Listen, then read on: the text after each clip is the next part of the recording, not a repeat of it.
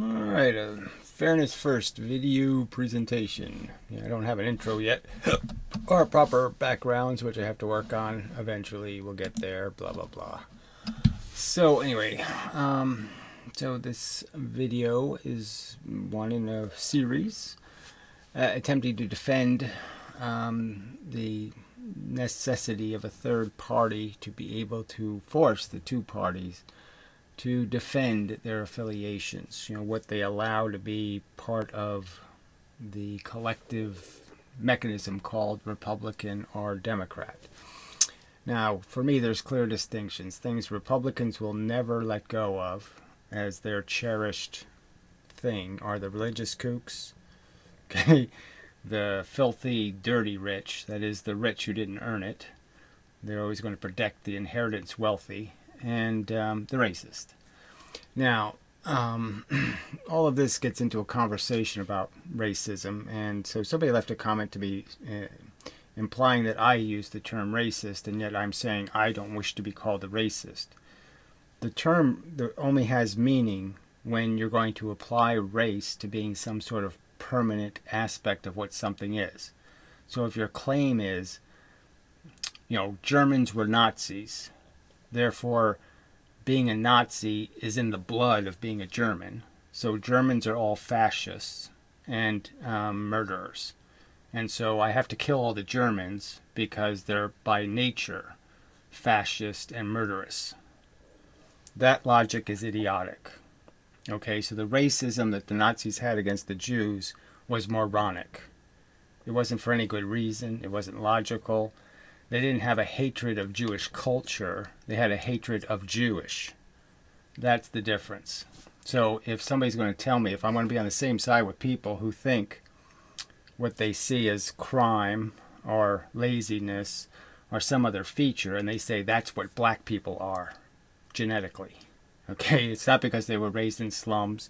It's not because their parents were ignorant or any of this other stuff. I know there's no socio-economic cause for the general defect you might be able to see in the character of a large number of the class. Clearly, it's not the classes. It's not a genetic feature. Okay, it's a circumstantial feature.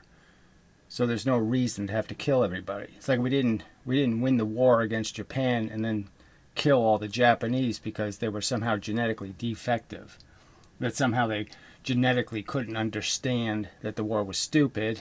Okay, it should never happened, and it was a bad idea and all that crap. Of course they could understand all that.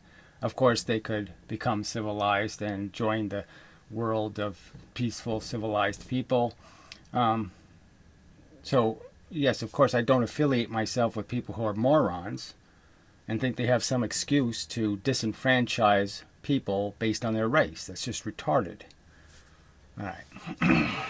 Now, and they don't want these standards, whatever they would be applied, to be applied evenly. It is just kind of ironic because, it could be argued that Asians have a higher IQ. So if IQ is all it's about, then we should all give the Asians all the important jobs, and we should all just be obedient to whatever they decide. Some sort of crap like that. I mean, these are idiotic arguments. They're just, and anyway, so that's what you're really affiliating yourself with when you say, well, at least the Republicans aren't as stupid as Democrats on this one subject of immigration, for example, now. The Democratic Party has clearly switched sides. It's clearly doesn't care about protecting workers anymore, protecting wages or any of that crap. And those were its foundational core subjects. And it's just lost all sight of that because it's realized it can get an extra 8 million votes, by, putting its arms around, this constituency called immigrant. And by doing that, they think they got an advantage. Now, I'd argue their advantage isn't as good as they think it is because a lot of these immigrants don't vote Democrat. They don't share those values. They are, in fact, once they have it, once they're here, they're against the rest of the immigrants getting in. There's a lot of them like that. So, it is not working to their advantage anyway. And that what they really should do is try to seduce the the Reagan type Democrats, the Democrats that can be persuaded to cozy up to the Christian fanatics and the racist and the money whores if they're a little bit moderate in their attitude. If they're not too much in the front of the parade, they'll walk in the parade. So as long as there aren't too many of those ugly elephants in the parade, they'll walk in the parade, kind of thing. So anyway, past 4 weeks have been a nightmare over on the Texas-Mexican border. Well, we already knew this was going to happen, so it's not like a big surprise that because there's a big change in the political attitude that people will try to take advantage of that. And it would be a crisis for anybody, who has to manage it, because there's no politically correct way to manage it. Now, you can argue that Biden is a lot better than, say, Bernie Sanders. Bernie Sanders' solution would be give them $10,000 and build them a house. His solution wouldn't be to do anything to deter it. If most people know Biden's history, they know Biden isn't an open borders guy. But he has to placate the political party now. The political party's full of these people, and he has to create some fake policy that worms its way into everyone's heart somehow. Like somehow it's restrictive enough, and yet liberal, and yet restrictive, and yet liberal. He has to walk this silly tightrope because the Democratic Party is schizophrenic. Half the party really hates the other half of the party. I mean, it's just a fact. And so any Democrat's going to be in a difficult position. Just a fact. Anyway, Biden claims there's no need for concern. Well, of course he's going to claim that. What else is he going to consider? What else is he going to claim? He doesn't want to create any hysteria. He doesn't want to create any, what do we do? No, he wants to make it seem like, okay, this isn't a problem. I'm sort of doing it right now by telling you, everybody knew this was going to happen. It's not a big surprise. Okay, they were already piling up a little bit before the election. So, it's not news. All right.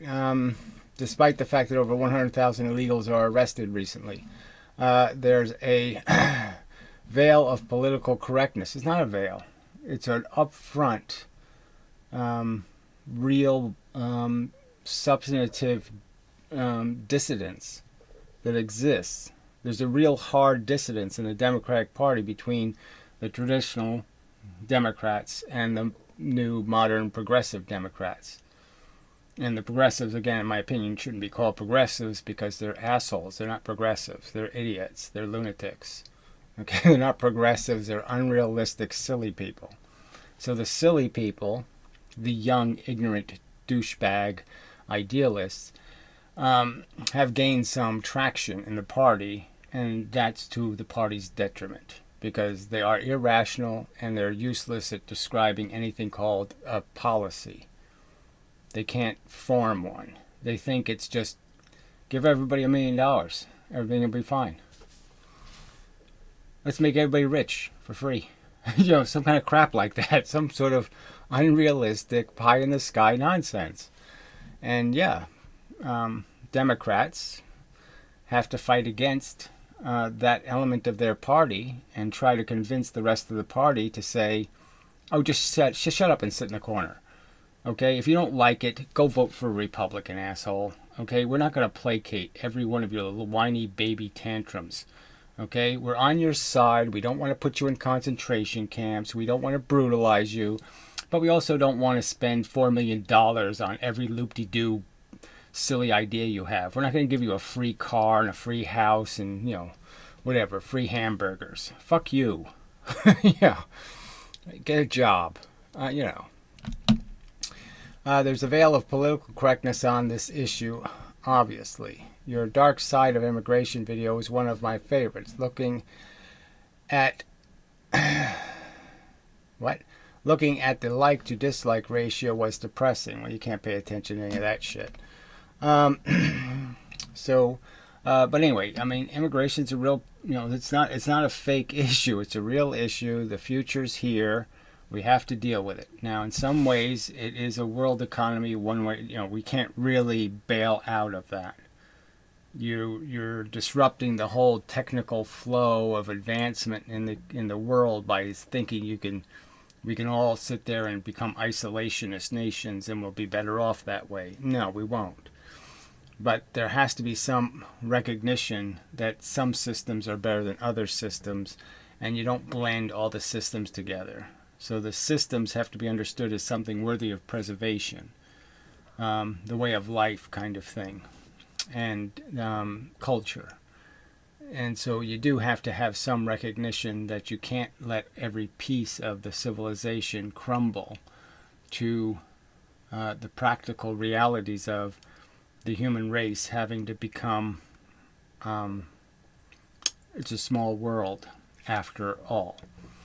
It was a lot, it was just easier to play these games when it was a big world. And the Chinese were way over there.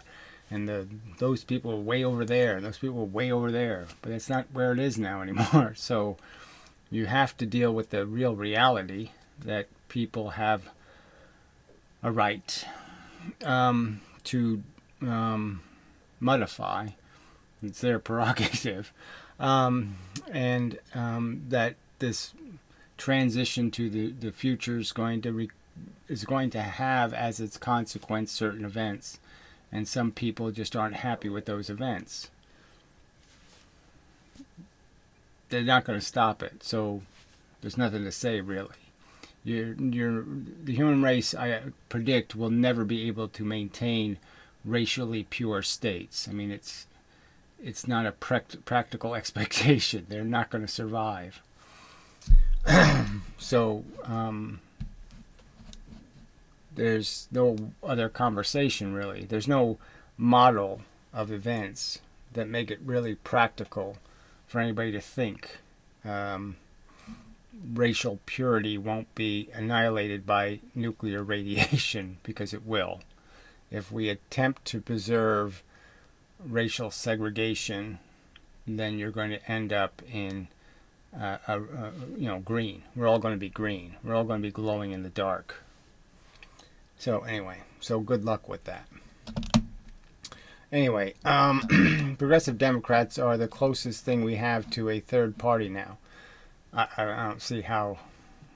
There's really little possibility of comparing the division in the Democratic Party to a third party, because it ends up being the second party, or another version of the second party, but it doesn't really give you the option of the third party. The third party is important because it forces the other two parties to reflect on their own positions.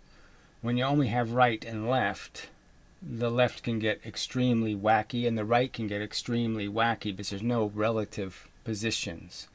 But once there's a third party, then there's a relative position, and you can see how far left the left is and how far right the right is. Okay. And they're, of course, treating every immigrant like a saint. Yeah, well, it certainly seems they intend to, and and for no reasoning, no rational reason to think the children born in, impoverished South American countries are somehow entitled to more than the children born here, which is ironic. They were supposed to give them more freedom. They don't have to be accountable to their parents. They don't have to be accountable to anything, right? They can just be free citizens now. I wasn't given that right as a kid. I would have loved the right to say fuck you to this and fuck you to that. Yeah. Anyway, kind of silly. I've argued with some old friends of mine. They think siding with conservatives on this issue is wrong. Of course, I think siding with the conservatives is always wrong because, again, the Republican Party only has one agenda, making the rich richer, and everything else is only to that advantage.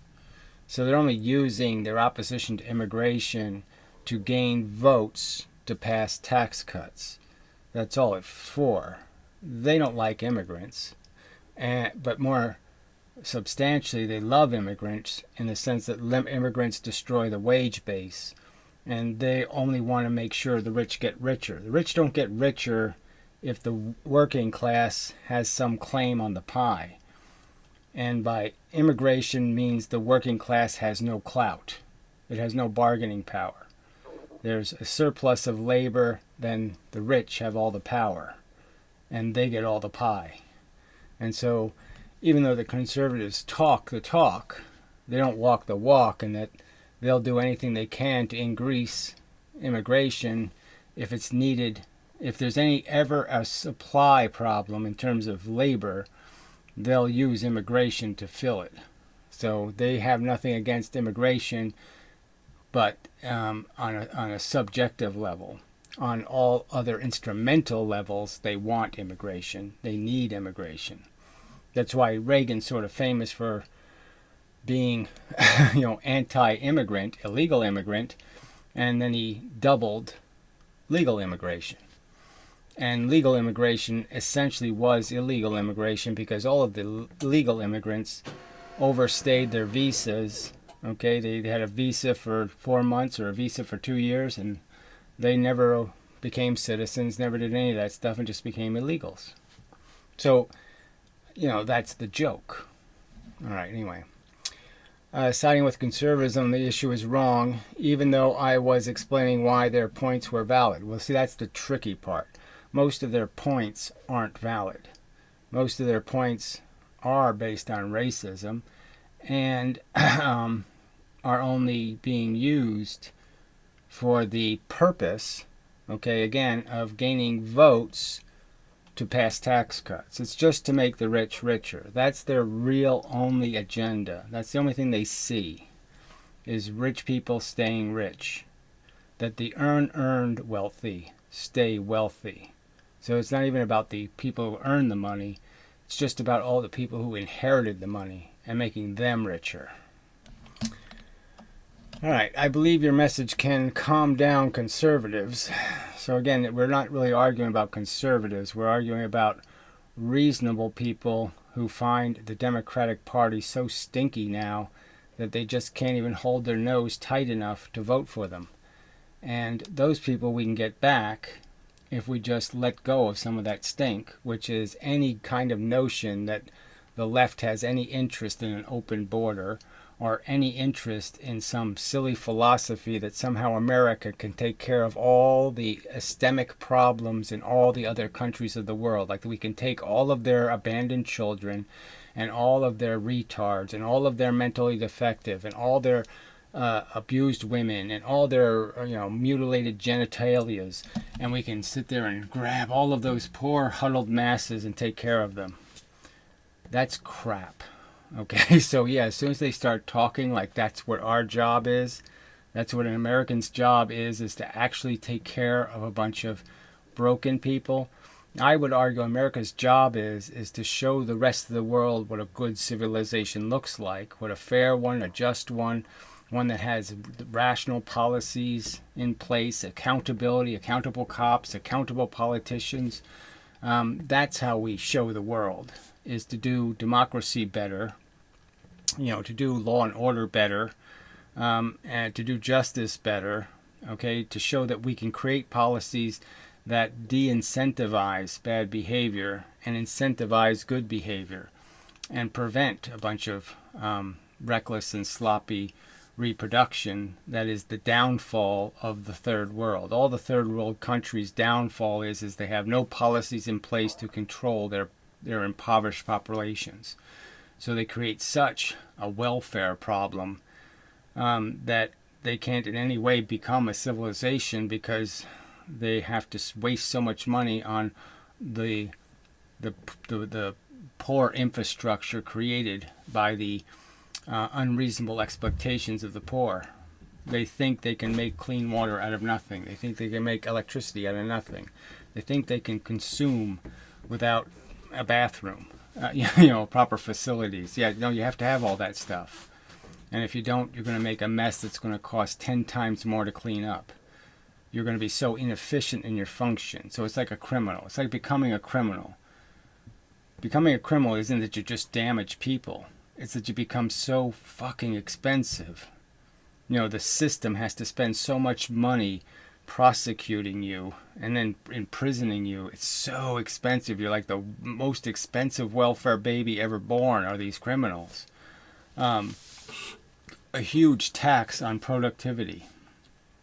And the whole point is create a society where you don't feed those. You don't make more of that. You have policy in place to prevent the creation of those criminals. And that's where our civilization is crumbling, is that it's doing less and less to ensure that people grow up to be civilized.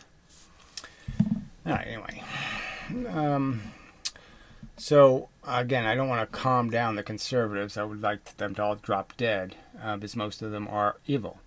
It's the 20% of the conservatives who are really just rational people who recognize part of the easy equation, that the Democrats don't have a clue what a rational policy should look like. And that's a problem. But they're deluded enough to think conservatives have an answer when their answers are worse. It's just a fact. They're just worse answers. The left is fucking useless.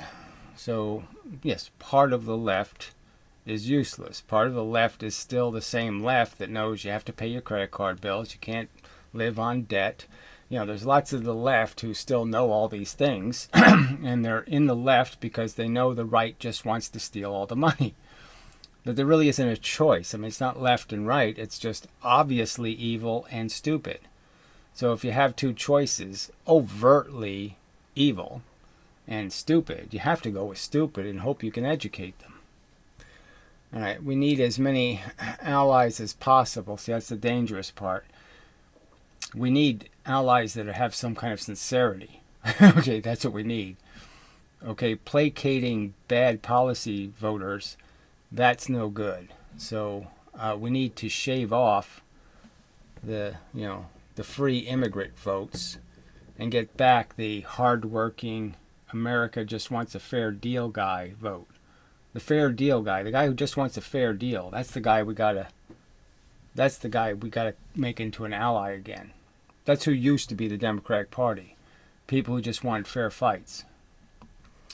Okay, and the new left just shits all over anyone who doesn't agree with them. Well, whatever, everybody just does that. So that's just part of the game of argument, so you have to deal with that. That's not good. There's nothing new in that. I mean, that's been around forever. So the point is you have to be able to make some better arguments. And, it's to me, the argument isn't that complex that we can't make it. And, but no one is making it. There's very little, unfortunately, the idiocracy is so deeply entrenched that all the news programs are idiocracy. And the rich people just pay for idiot propaganda. There's just no intelligent presentation of the political arguments. They're not being framed in any arena that's rational. The arenas are all fixed. Fox News, CNN, they all have agendas. And so there's nothing out there just trying to do this fair fight thing. Fairness first thing. They're not trying to do it right.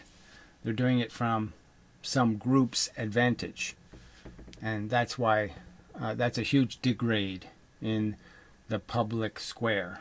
The public square is now being manipulated by propagandists because it's not a public square. It's not one man with a voice. 200 years ago, there were no megaphones. There was no way to exaggerate your voice. Every man had one, and you only had one. And now it is very manipulatable, and people's money buys sound. Money buys speakers.